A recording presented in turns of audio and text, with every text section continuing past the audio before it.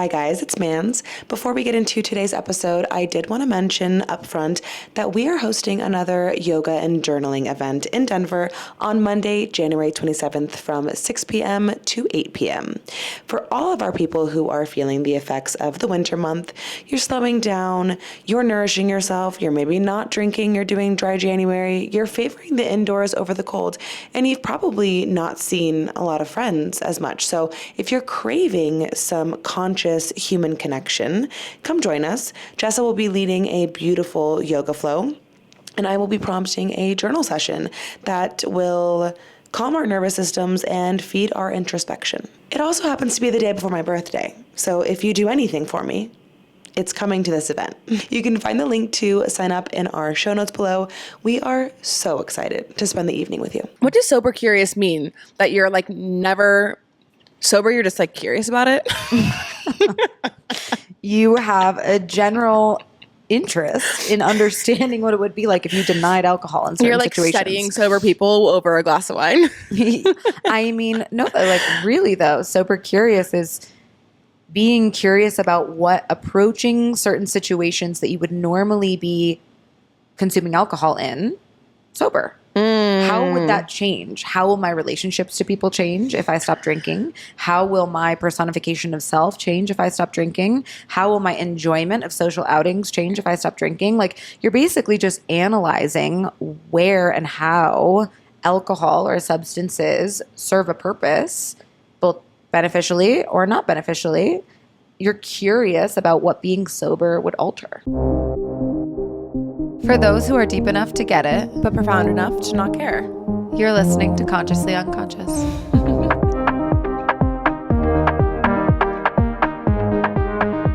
Ooh, I'm so cozy.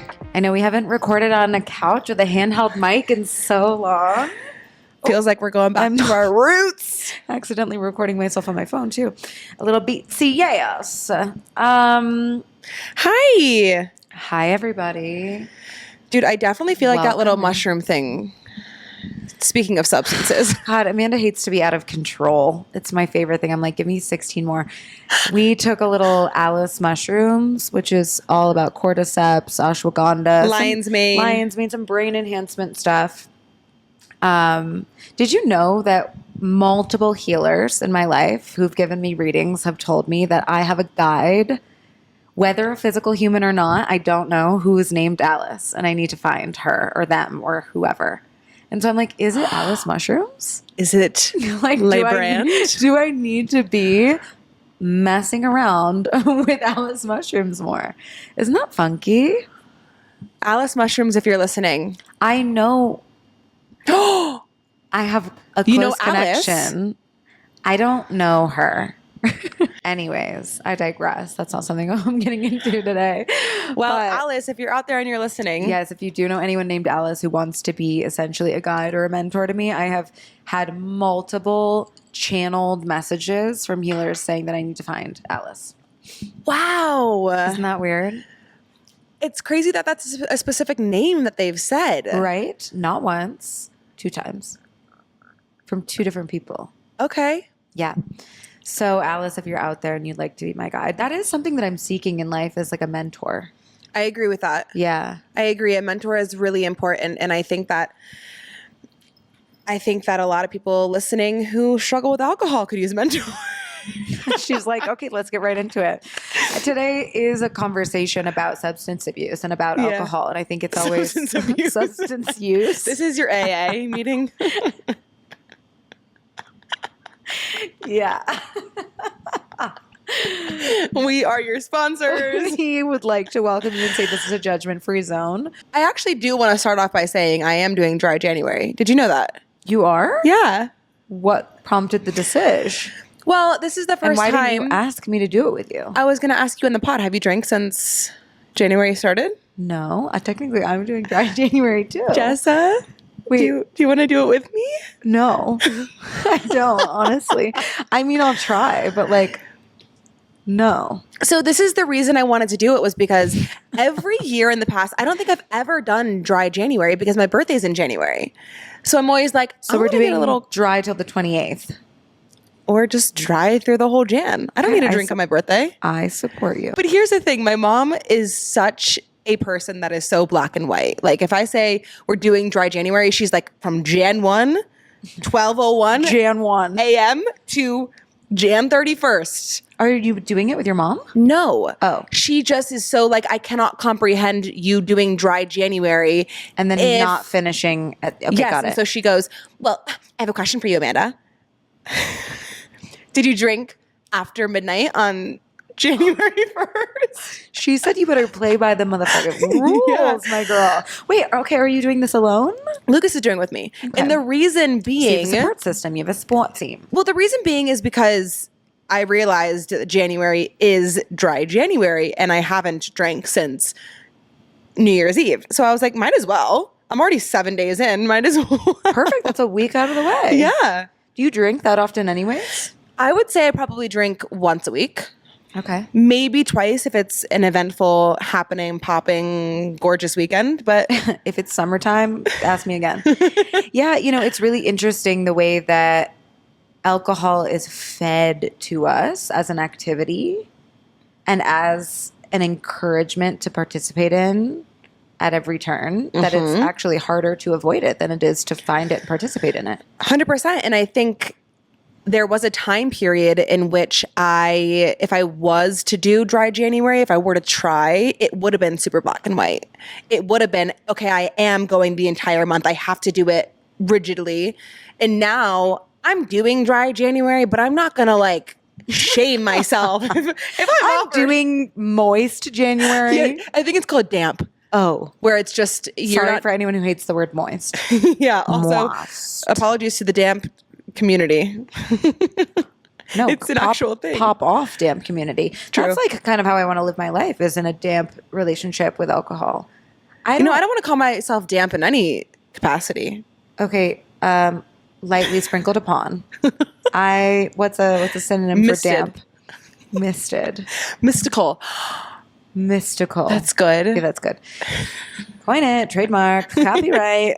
No, I think that I will never be someone. I have recently been quite sober curious because I've just realized how alcohol not only affects my inability to show up authentically, but my following days.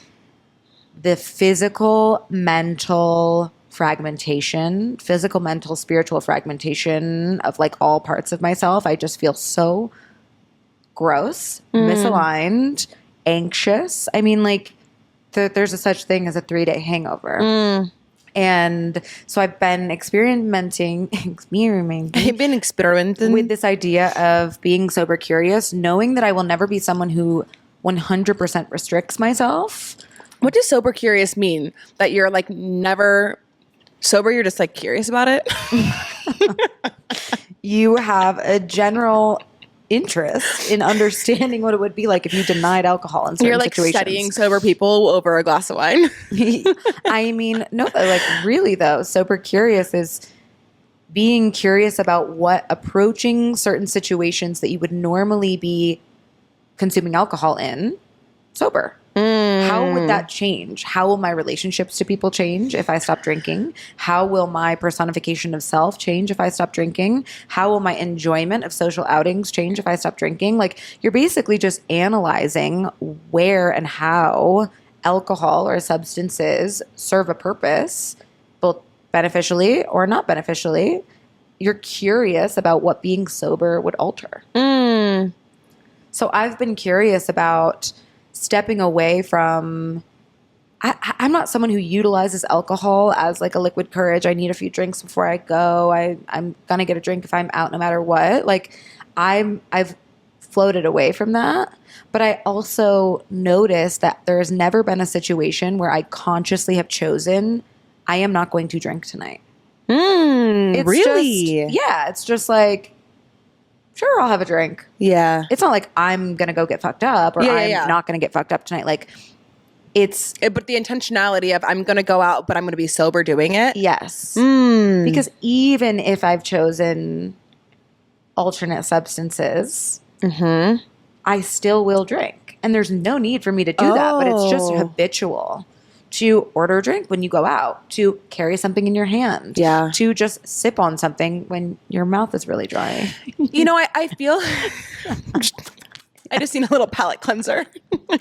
When you need to chew on the ice. I do feel like falling pregnant, Falling ill. really was my catalyst for becoming sober curious. You can't drink for 9 Not a lick. months. Not even a little. Yeah, they say a little red wine's good for the baby. You know, it was one of those things where I just didn't feel the need to. I truly am somebody who I enjoy wine and I enjoy the taste of tequila drinks, but other than that, like, I don't really love an alcoholic beverage. I think for me, it has to be both. Like, I really do enjoy the nature, the essence of certain alcohol, wine, right? And I also love a little buzz. Like, I'm not going to just drink a glass of wine to really just, you know, smell the notes and look at the legs fall. That's not me yet. I got it. I'm not a sommelier. Maybe one day I'll get there. I want to feel a little buzz. I want the edge to be taken off. So I think during pregnancy it was really eye-opening for me because I realized, one, I don't need anything. I don't need the buzz to really help me walk into a room and feel like my most confident self. And it made me become more intentional. It's truly what I think for anyone listening, if you are somebody like Jessa was saying and you relate to what she was saying about the habit of grabbing a drink, it truly is just exposure therapy, is going in, cognitively choosing, hey, I'm not going to drink tonight, and realizing, oh wait, this isn't that bad. Well, it's a test of self-control as well. Yeah. Like, I'm someone who has actually realized that I have low levels of self-control. Really? Oh, yeah. I can convince myself into anything. Huh. And the second that I get my mind set on something that I do or don't want to do, like, maybe that's insinuating that I have self-control. Here's maybe a better way to describe it. If I am thinking all day about wanting to order sushi and I keep telling myself, like, you don't need to spend the money, you don't need to do it, just cook something, I will always order the sushi at the end of the night. If I don't want to get up in the morning, I will always shut my alarm off. I will always act against something that I know I shouldn't be doing. Like, basically my locus of control is not strong, which is interesting. And so when it comes to alcohol, like, I told myself the week before New Year's Eve that I wasn't going to drink on New Year's Eve because I was just like, I've never tried that before. You never shared this with me. Well, we spent that night together. I know. And then I got in a social situation and I was just like, it'd be so fun to have a drink right now. Well, I relate to that because I did struggle with binge eating, and that was a big thing for me. I said I wasn't going to binge. I said I wasn't going to binge. Then I end up binging. Yeah. I think it's the moment where you put restrictions and rules on yourself where you end up blowing through those restrictions and rules. Yeah. Like, I genuinely think if maybe you didn't tell yourself that, I'm not going to drink, maybe you wouldn't have drank. Yeah. Like, I really do believe that the thing that helped me get over the low self-control was allowing myself to do whatever the fuck I wanted until I realized it didn't feel good. Then you don't get into cycles of guilt and shame for doing what you told yourself you weren't going to do. I think, too, a big question to ask yourselves is, like, this concept of escapism, this concept of, why am I drinking in the first place? Because alcohol is a slippery slope. It's a really dangerous drug that we promote as fun and social and sexy and cute and flirty and fun. And it can be all those things. It absolutely can be. And it can bring you to a place of sexy, fun, flirty, social enjoyment. But I think that there's a fine line between why people seek it out. And I think a lot of people might not even realize that the reason that they're seeking out alcohol is because they enjoy the dissociative escapism state that it brings you to, where you don't need to face what might feel uncomfortable or hard or real or potent if you don't have something to depress your nervous system, if you don't have something that literally acts as like a cloud for your brain. 100%. 100%. I'm reading this book right now called Who is Wellness For? Have you read it? No. It's by, I'm going to butcher the pronunciation of her name, but Fahira, I wrote it down. It is Fahira Roizen, Who is Wellness For? Love. And everybody. She talks about the commodification and the cultural appropriation of wellness and the co-opting of all of these ancient practices by the health industry. Uh-huh. It is a fabulous, jarring read. She writes so eloquently. She's also a poet, so she just has this beautiful way of articulating her argument. And what is her argument? So it's so interesting because she quotes a ton of resources, and she quotes Mary Estes from Women Who Run with the Wolves. And she talks about how, we are programmed as women and just as femme people to suppress our intuition, to suppress our senses. And it says, a quote from Women Who Run with the Wolves, in reality, the trivialization of women's curiosity so that it seems like nothing more than irksome snooping denies women's insight, hunches, and intuitions. It denies all her senses. It attempts to attack her most fundamental powers, which is differentiation and determination, which I feel like drinking culture does as well. We're not taught to talk about our insecurities. We're not taught to talk about the things that make us uncomfortable. We're taught to suppress them. Just have a good time and get a drink. Well, this is the idea of liquid courage. Yeah. Liquid courage is this whole concept of like, just have a couple drinks and you'll be more authentic. You'll be more open. You'll be more free. But is it really just a mask? Is it really just a mask to fit in? Is it just a mask to give yourself this false sense of confidence? And at what point is that like detrimental? Because sometimes it's okay to have a false sense of confidence. That's like a self-fulfilling prophecy. That's a placebo effect of like fake it till you make it, fake it till you become it. I was about to say, I think sometimes you need to fake it to be able to then have it be your default. Sure. The whole conversation today is about being able to have both, is about being able to be someone who can consume and use and enjoy substances, whether they be alcohol, whether they be psilocybin, whether they be ecstasy, whether they be whatever your drug of choice is. As long as you consume and you use them with knowledge and understanding of why you're using them, how you're using them, where you're using them, like just having a more holistic approach to the effects that they have on your body and your mind, and long-term effects as well. What relationships they are creating and maintaining, what scenarios you're putting yourself in. I mean, we love the quote around here, what's within you surrounds you. And I think that when you put yourself in situations that involve substances, you've dropped a veil. You've dropped a veil of protection. You've dropped a veil of like your vibrational frequency has changed. People in the spiritual world, the wellness realm, talk about protecting yourself, setting your boundaries, literally wearing a hat to protect your crown chakra when you are under the influence of substances, because you are more susceptible to absorbing other people's energies. You're more susceptible to becoming what's around you. And when we utilize substances, like we are willy-nilly running around, being open, being free without really even thinking about what we're not only absorbing, but what we're giving other people to absorb. So the conversation again is, how can we have a use that is intelligent, for lack of a better word? Like, how can we have a connected, intelligent, conscious relationship to the substances that we put in our body? Yeah. I think when I started to drink in high school and even just use substances in general, it was an escape. It was, I feel really awkward in social situations if I'm not participating with my peers and having a drink or doing all these things. It was this way to become a more confident version of myself, to escape. Like you said, the intention was to disappear and be somebody that I wasn't. In college, it kind of continued and then it stopped. And when I decided I don't like the fact that I'm drinking and doing cocaine on the weekends because I don't fucking like myself.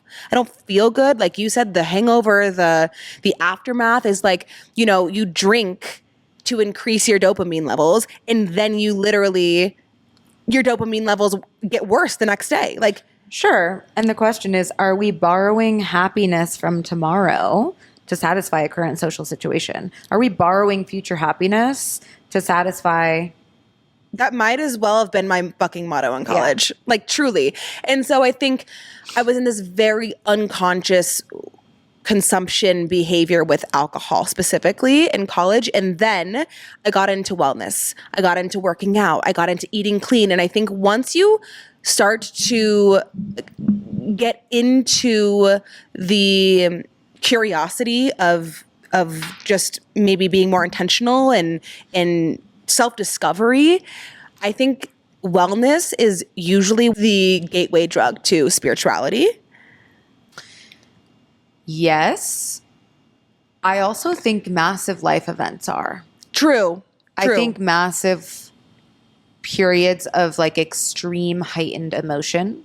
Yeah. Whether that be positive or negative. I think a lot of times death is an entryway for people. I think a lot of times birth is an entryway for a lot of people. I think, just massive life changes.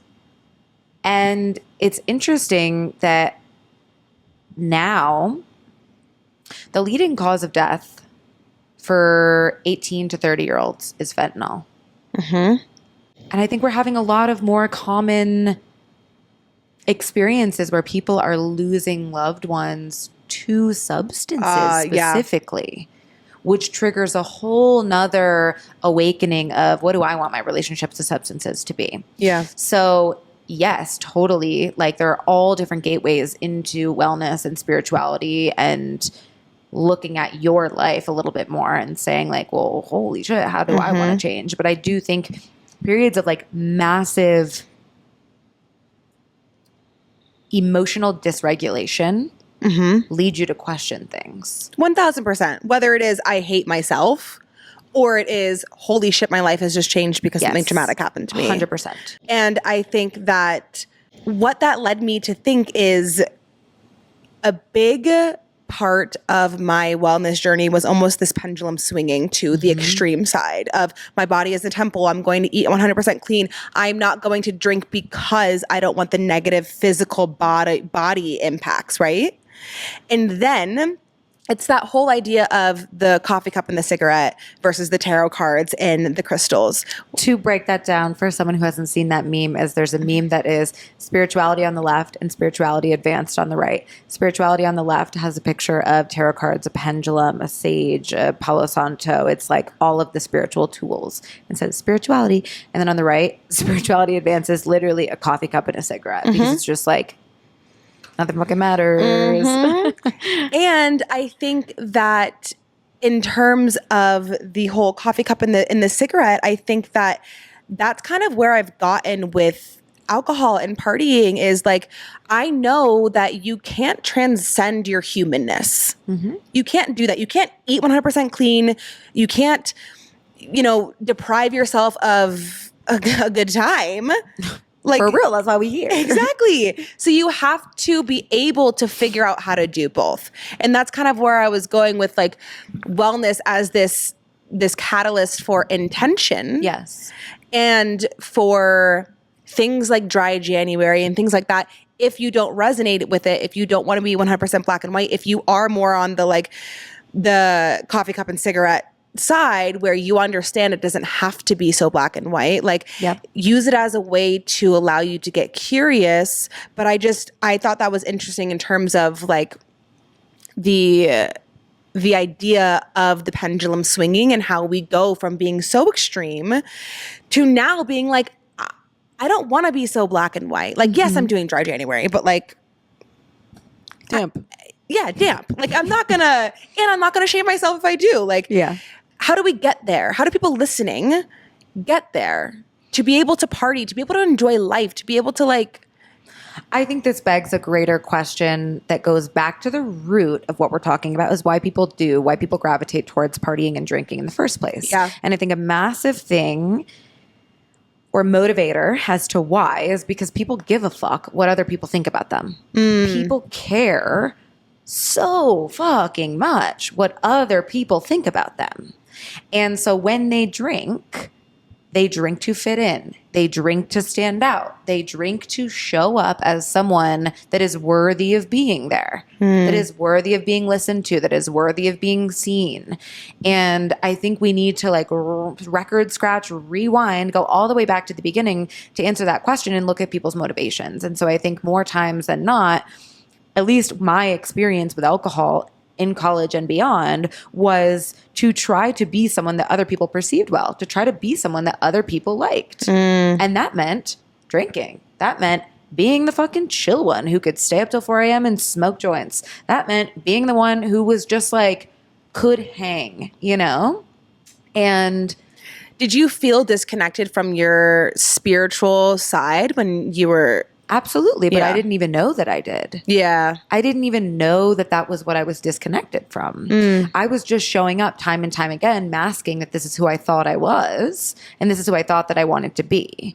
And so how can people have this not so black and white pendulum swing like you were talking about? How can people have both? How can people have this conscious relationship to it? You have to. Every single episode, I will say this somehow, some way. You have to have a relationship to yourself that is full enough, that is proud and confident and content enough in your beingness that you don't need to pendulum swing either way to make yourself whole. It's, if I want to drink, I'll have a couple drinks. If I don't want to drink, I don't need to have a couple drinks. Like, it's the people who are unsure of themselves that get peer pressured. It's the people that are unsure of themselves that get put in situations where they feel so consciously or unconsciously inauthentic.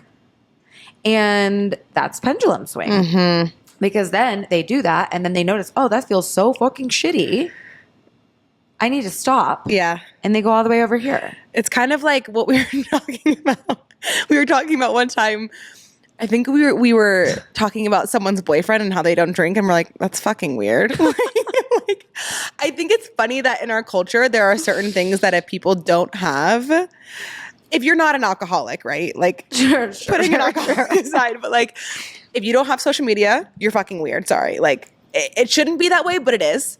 You're fucking weird. If you don't drink, like if you're just sober because you choose to be fucking sober. It just allows people to make judgments on who you are. It allows people, like, I already have a conception. I already have a notion of who I think that you are based on what you do or don't do. But why? Why do we in our culture think that drinking is cool? Why is it cool? Why are you weird? Like, why is our first instinct to be like, if you're sober, you're fucking weird? Because it has been marketed as such a social, sexy thing, just like smoking used to be social and sexy and high class.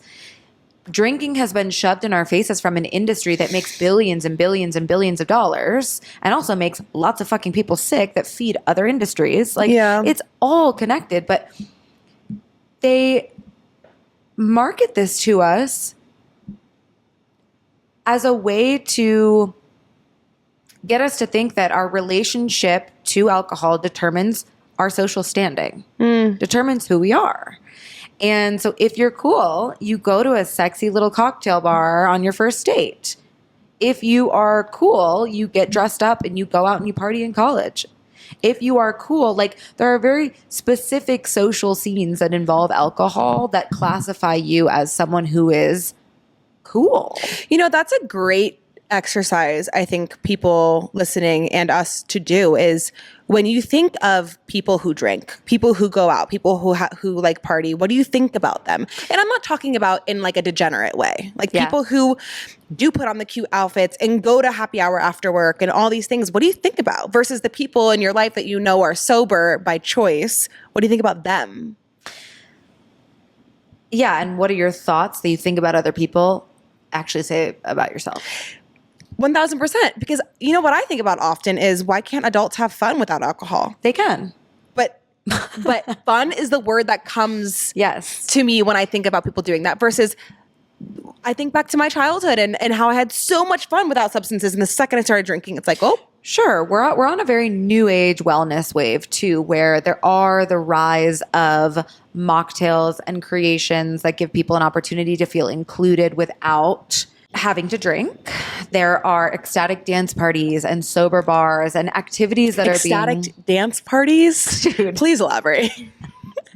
Ecstatic dance party. It's so weird and so fun in the best way possible. If you've never heard of an ecstatic dance, it's essentially a very sacred space where no alcohol, no substances are technically allowed, right? You're all consenting adults. Like, you can do whatever you want, but it's supposed to be a safe space where you show up not under the influence of anyone. No one's supposed to have phones. It's really supposed to just be like somatic release on the dance floor. And so you go and there's a DJ. I did one of my first ones in Thailand, and the first time I ever showed up, I was like, whoa. You're stone cold sober. Stone cold sober. People are... They're like... people are in their flow state. Like, really, people are just healing themselves on the fucking dance floor. Please give us a little performance. I had to do okay. So let me just set the scene for you. I'm in the middle of the fucking jungle in Thailand, and I ride my moped there, a 30-minute ride into the depths of the jungle. By yourself? No, with Joey. Okay. Hey, Joey. Ride our mopeds into the depths of the jungle. We go to this place called Pyramid. It's literally just this outdoor venue that is specifically meant for every Friday ecstatic dance. You go in, everyone is...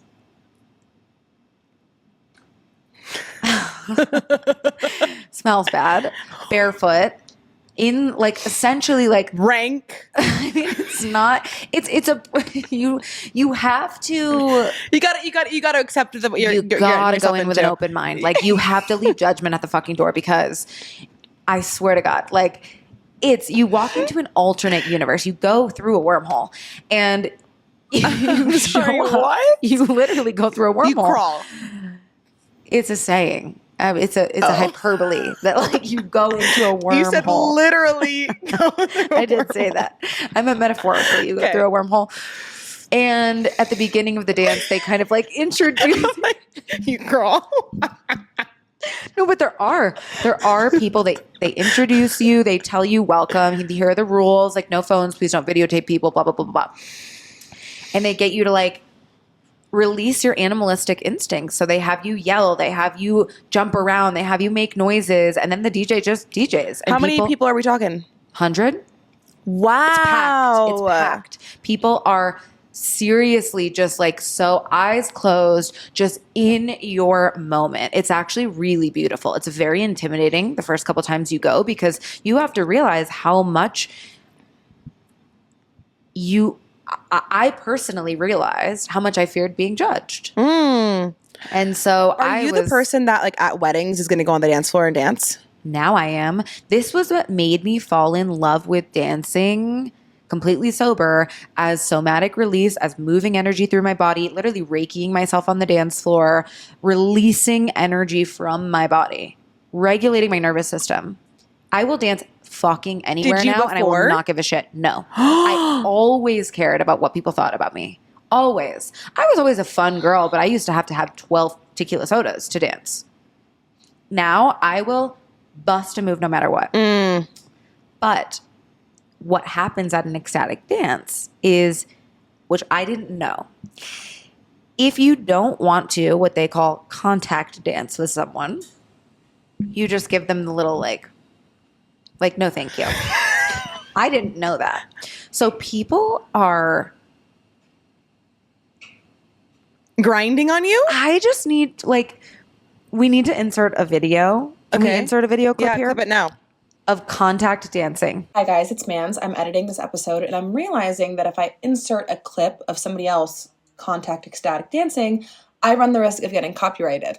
And that's not something that I want to do for contact dancing. So I will put a link to it in the show notes, or feel free to just Google away. Can you show me? Do you have a video? No. Some guy comes up to me, and I didn't know that I was allowed to say no. Like, I just didn't know. You didn't know that so you I'm like contact dancing with this guy. He flips me upside down. He's spinning me around on his back. My legs are in the air. I shit you not. I'm trying to like not puke. I'm trying to not crack up. I'm touching this man's sweaty body. I'm trying to like I'm trying to like be part of it and be like, okay, this is beautiful. And I'm like, this is non-judgmental and I can totally heal myself. But also I'm like, ew, what the fuck is going on? This is so weird. And he's crossing so many boundaries, but also like, I didn't say no. Well, how do I get out of this? How do I back out? I mean, the like thoughts on a milli. So I'm trying to be present and just. And you're sober. I'm sober and I'm being whipped. Cirque du Soleil. Oh my God. At one point, my feet were in the air. My head was upside down. He's fully like, it was, I have to have Joey tell the story because she was just watching it. And she was over there like, saying no to the And I mean, that was like the craziest part of it. But other than that, the whole idea of an ecstatic dance is really to provide people a space to reach these levels of highs that you can get on substances through movement, through breath, through openness, through energetic, like truly. I mean, think about Wim Hof, think about breath work, think about like literally achieving a state of releasing DMT in your brain just through your breathing. Yes. Wait, that doesn't happen in an ecstatic dance, does it? You not release an ecstatic dance. But the point being that you can get naturally really high. Yeah. And full circle, we are starting to see more and more opportunities for this as we move into a newer age of we accept you as you are, whether you drink or don't drink, and you're still cool. So getting high without using substances. Fuck yeah, except you can also use substances. But no, there's definitely ways to get high without substances too. Like even just good fucking conversation with people. Sometimes I leave and I'm like, like I fucking feel sustainably inspired. Yeah. You know, I think that paints a really good picture for people in the way that it goes back to intention. It goes back to environment. Like, I think that I have experienced that with my kids. I think when you have kids, you're able to access this childlike energy and see things through a children's eyes that bring you back to your inner child and make you feel in touch with yours. And so I have, you know, we start the morning sometimes by blasting the music and dancing. At night, if it's witching hour between 4:30 and 5:30, parents, you know, like that is the hardest time to entertain your kids. Put the music on, fucking dance it out. Like there are ways to quote unquote get high doing those things, right? But I do think that for me, something that also really fills my cup is enjoying a glass of wine or margaritas over a dinner table and chatting with my friends. You know, I think that I used to feel bad for the liquid courage. Now, sometimes it's nice to have a little bit of a lubrication to get people to open up more. Get people to release their inhibitions and have it be feel the rain on their skin. Feel the rain on their skin. No one else can feel it for you. Like only you can let it in. If you can fucking speak. Dude, I would love to have a drink with Natasha Bedingfield. I bet she's a good time. Yeah. But like, you know, it's all environment. It's all people. It's all intention. And that's the whole concept of the conscious party girl. I can't speak today. Girl. That's how Lennox says girl. That was really good. Clip it. I'm curious your thoughts on the impact of drinking as a clear channel. Because sometimes I feel like, okay, yes, I am this person who likes to have a good time, right? Like I want to have a good time with my friends. I want to go out and party. I want to do these things. And then there are times where I want to be in my intuition. I have to be in my intuition. I have to hold space. I have to do these things. I also think that you, in order to allow yourself to reach your full potential in terms of like learning and evolving, you do need to protect your energy and make sure that you are in the best capacity, the best quote unquote shape to be able to get there and to up level. And so there are moments where I don't want to drink and I am cognizant of that. What is the impact of drinking, do you think, in terms of like being a clear channel, in terms of being able to get in touch with your intuition, hold space for people. Like, that's a multi-layered question. I think for me, I'm going to answer for me personally, and then I'm going to speak a little bit more generally. For me personally, I've always been someone who's been interested in altered states of mind. I am fascinated by consciousness and I'm fascinated by existence. So altering my consciousness is of high intrigue to me, whether that be through alcohol, whether that be through other substances, whether that be through breath, whether that be through different social situations. Why? Because I think it's fascinating that our brain has so much capacity to interpret the world completely differently from multiple different perspectives with the help of specific substances or specific scenarios. And anyone who's listening who is fucking sober right now is fucking jealous. Takes one ashwagandha mushroom chocolate. I'm like, I can absolutely talk you through how to see the world differently. No, but it's fascinating to me, and I think that there's some statistic that talks to you about how much you use your brain. Like you use like this much of it, and then if you like take drugs, it feels like it expands because you use a lot more of it. So with alcohol, I think that the clear channel thing is interesting because it's almost like a bell curve. Where for me, again, speaking personally and also some anecdotal evidence that I've heard from other people that I've talked to about this, is that you sit here on your general state of consciousness and your general understanding of the world. If I have a few drinks, I open up. Yeah. I dig deep. I become a little bit more vulnerable. I become open. I become a little bit less judgmental. I start to enter into a new state of consciousness that feels opening. It feels freeing. It feels exciting. But it's a slippery slope because if I go too far, I hit the other side of the bell curve where now not only am I coming down to where I began on the same level, I'm actually going further down. And those are the states of being really, really drunk and getting angry and getting impatient and blacking out and doing things that are totally not aligned with who I want to be, or just not even being able to comprehend who I am and what I'm doing. And that's like, so it's this, it can be an opening to a specific channel, but you have to know the amount that keeps you in a place of expansion. Right. So constantly being in connection with what is my intention, but also what's the threshold? Yes, the threshold is a perfect word. I think too, the problem for me is even if I get to this place one night, I get to the peak of my bell curve and I'm feeling fucking great, I always compromise my clear channel the next day. I always compromise my clarity, my connection to self, my connection to divine, like whatever, just my general existence the next day feels fucking compromised. Yeah. Even if I stayed at this top of my bell curve the night before. Just the physical substance of alcohol and my body's inability to metabolize it as I get older, I feel the next day. So for me, alcohol always has a consequence. Am I willing, like at what cost? Am I willing to risk that consequence? Oftentimes, yes.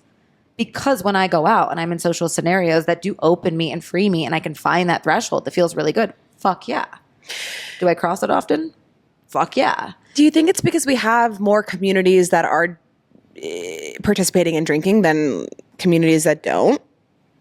Like, I'm wondering if we were a part of a sober commune, if we would even want to drink ever again. That's an interesting question. Your environment probably does have a massive impact on that because, like, yeah, if we were in a sober commune, like, would we even be interested in it? Right? Probably like not. I think that humans are always wanting and needing to feel like they belong. Yeah. And so if our environment is telling us, hey, this is how you belong, or this is how you have fun. Yeah. I also think it goes into a larger conversation of we are a culture that is constantly stimulated. Yeah. That sometimes we feel like we need to have a drink to access a certain version of ourselves because we can't, quote unquote, access it sober. Yeah. In shamanic practices, substances like ayahuasca or peyote were historically used. These are psychedelic substances from the earth, plant medicine, essentially, are used to connect you with a higher state of consciousness, to connect you to divine, to be an opening, to be a healer. But alcohol is viewed as a substance that, quote unquote, scatters the soul, is what they call it. It's one of the 5 precepts in Buddhism, which essentially, like the 5 precepts are things that cloud mindfulness and cloud your path to clarity. Whoa. Yeah. So historically, alcohol has been looked at as something that blocks your channel. So when did it become? Probably the Great Depression.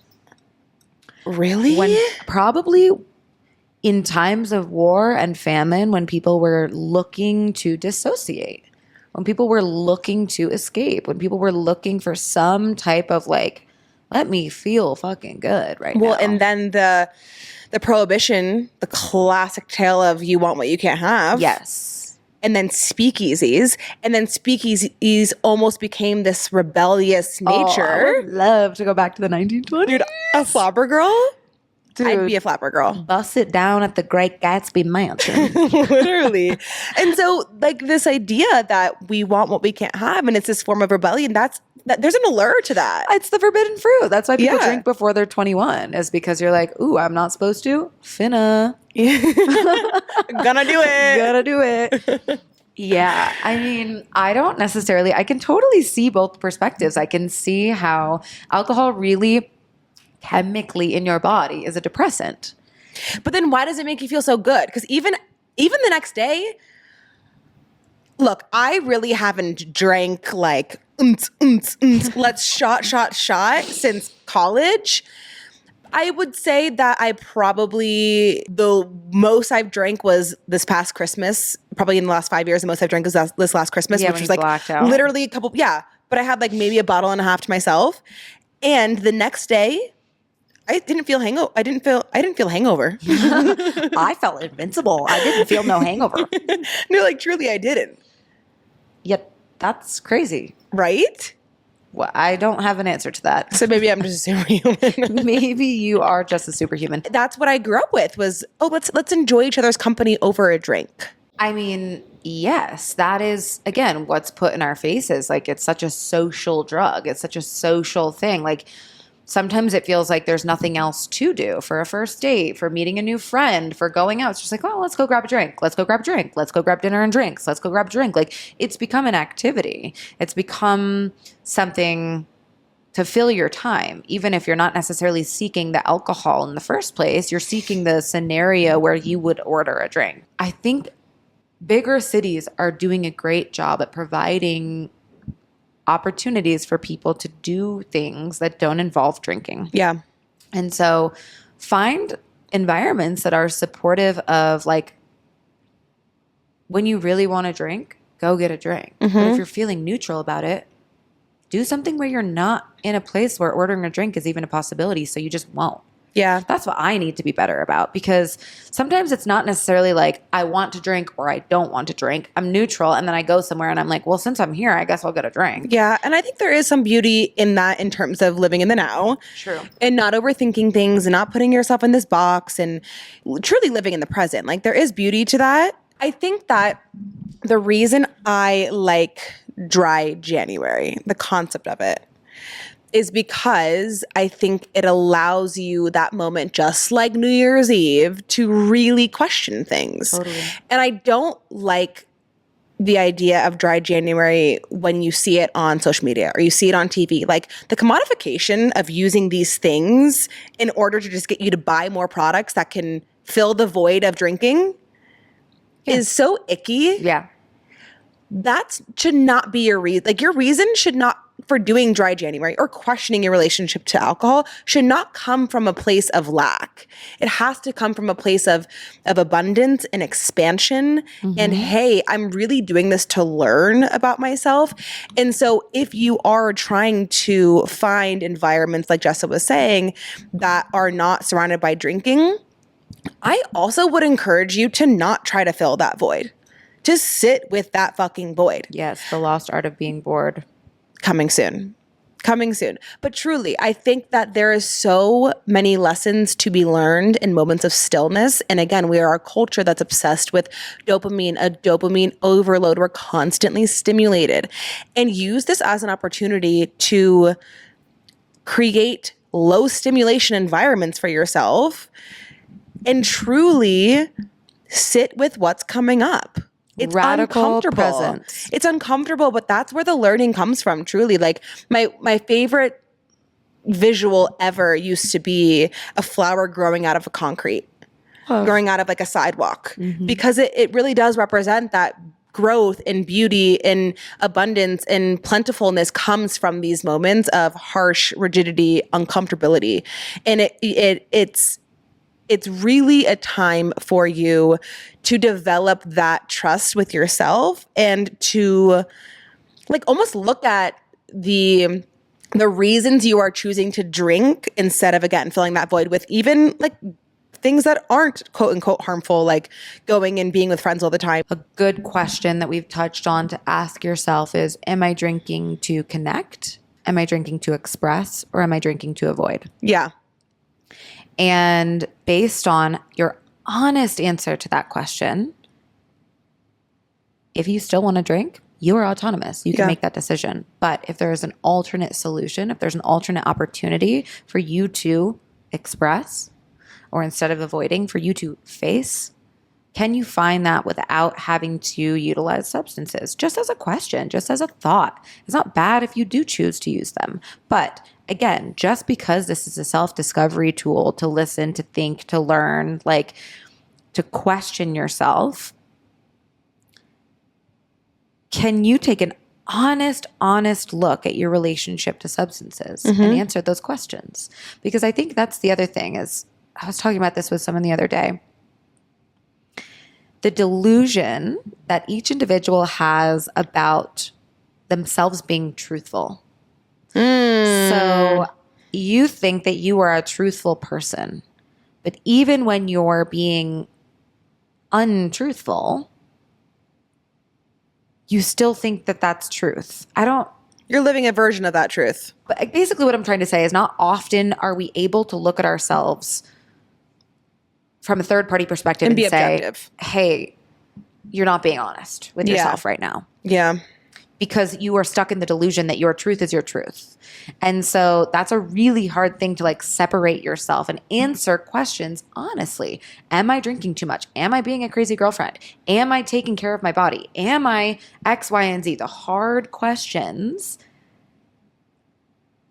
you gotta answer them in a way that like isn't going to make you feel good. And that's where the growth comes from. That's what you were talking about. It's like sometimes you have to accept that the truth isn't as peachy keen as you thought it might have been. No, the truth always fucking hurts. Sorry, it does. Yeah. It always is uncomfortable.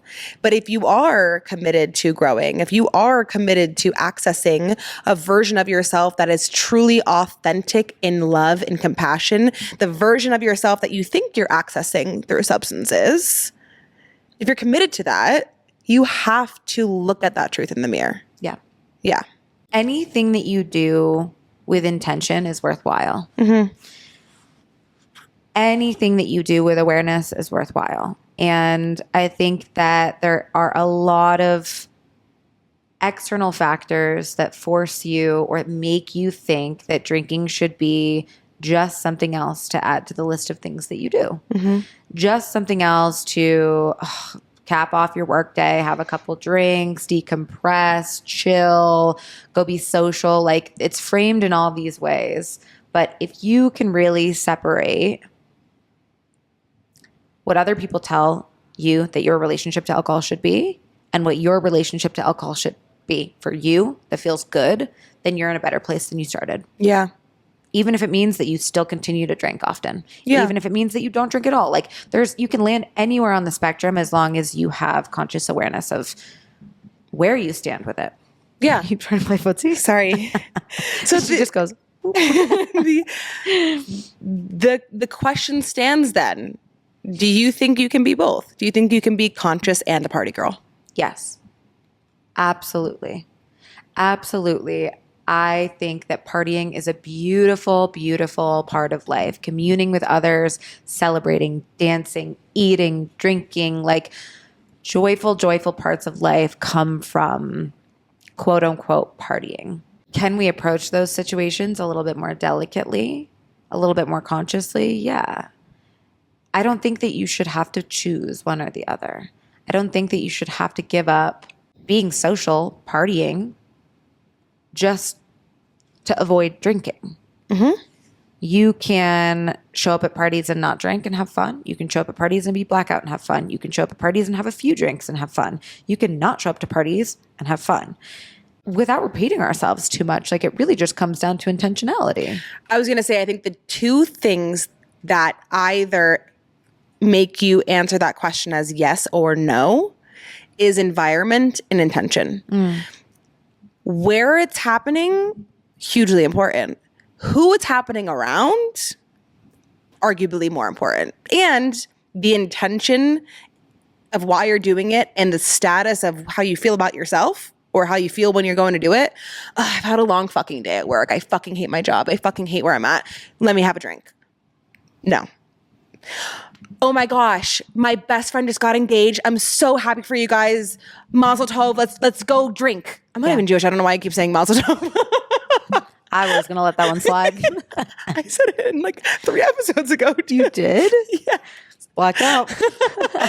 I was under the influence. It's all the way that it's approached and the way, because again, like the same way that water responds to intention and language and emotion, think about that substance going into your body, the way that your body is receiving that alcohol.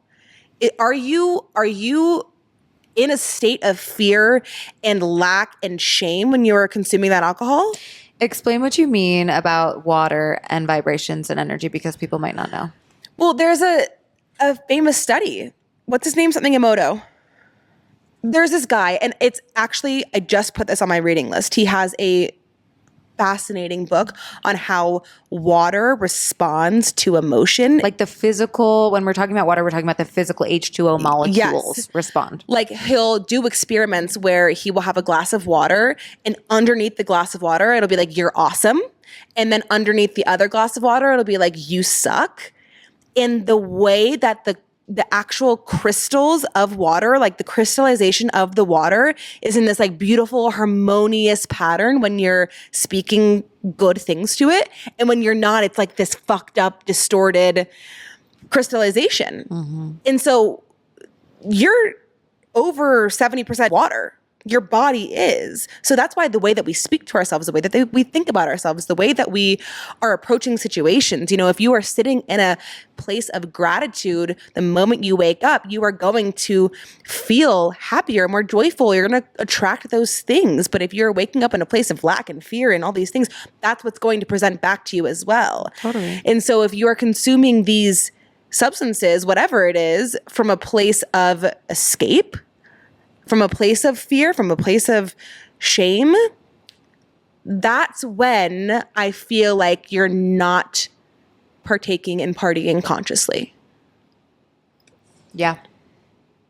Yeah, it's a good conversation to have around a very timely time. Timely time. You know how those go, those timely times.